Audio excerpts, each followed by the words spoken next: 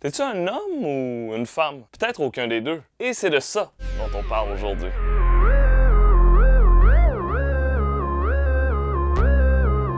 Les enjeux trans, cisgenre, transgenre, transgender, un androgyne, système binaire homme-femme, tu es genderqueer, un troisième sexe. Plein de nouveaux termes sont apparus ces dernières années. Et comme à chaque fois devant l'inconnu, on a eu droit à beaucoup de... Quoi? Et de... Es-tu fou? On se rend compte tranquillement qu'il n'y a pas seulement deux genres, mais le monde est organisé comme s'il y en avait seulement deux. Pour la finale du 100 mètres chez les dames, chez les hommes. Bonsoir mesdames, mesdemoiselles. Messieurs, bonsoir. Certains gouvernements s'adaptent et introduisent la notion de troisième genre. Le Canada y réfléchit d'ailleurs, mais avant de se lancer dans les considérations politiques, c'est quoi le troisième genre?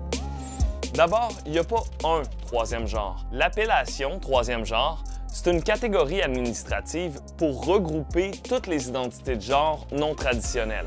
Une catégorie pour que les gens qui rentrent dans aucune des deux cases puissent au moins cesser de se sentir exclus quand ils remplissent un formulaire. J'ai régulièrement le droit à des « Bonjour, Miss Madda, Miss... » Mais qui cocherait la case du troisième genre?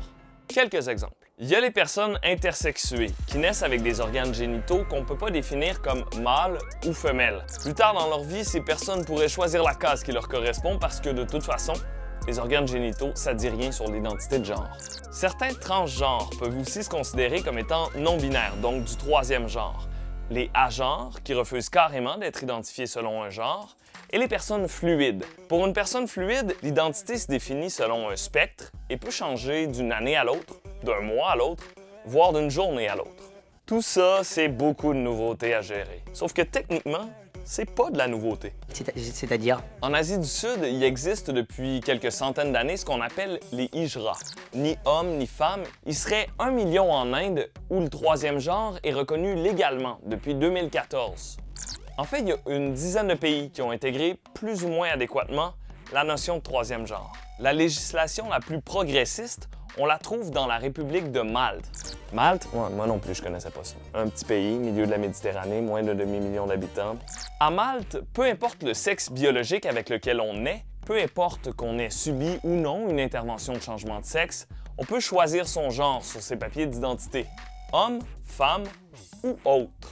Je ne suis jamais 100% femme et jamais 100% homme. Au point de vue de la reconnaissance sociale de la non-binarité, la Suède sert de modèle. En suédois, il y a un pronom neutre, en plus du « il » et du « elle ». Aussi, certaines garderies suédoises ont été conçues pour éviter de transmettre aux enfants des stéréotypes de genre, et donc pour leur permettre de se construire une identité à l'abri des pressions sociales. Mais au Canada, qu'est-ce qu'on fait pour les personnes qui sont ni hommes ni femmes? En Ontario, la mention de genre va être retirée de la carte d'assurance maladie. Et sur le permis de conduire, les automobilistes ontariens vont bientôt avoir une troisième option de genre. Le Québec envisage d'ailleurs de faire la même chose pour son permis de conduire. Au Québec, c'est interdit de discriminer quelqu'un sur la base de son identité de genre. En fait, ça devrait bientôt être interdit dans l'ensemble du Canada. Les temps changent, les nouvelles générations apportent leurs différences. Le troisième genre pourrait devenir une catégorie statistique officielle dès le prochain recensement en 2021. En attendant de savoir combien de personnes cocheraient cette troisième case, ce qui est sûr, c'est que l'influence de la fluidité des genres se fait déjà sentir. Toilettes mixtes, mode unisexe, artistes qui revendiquent leur identité de genre non traditionnelle. C'est comme si différentes sphères de la société avaient décidé, en attendant que les lois changent, de faire une place à ceux qui se reconnaissent pas dans la binarité des genres. Ça vient tout juste de sortir alors qu'on est en montage. L'Oregon est devenu le premier État américain à offrir 3 options de genre à ses citoyens sur leur papier d'identité. Alors voilà, c'était le plus récent développement sur la question de la conception du genre.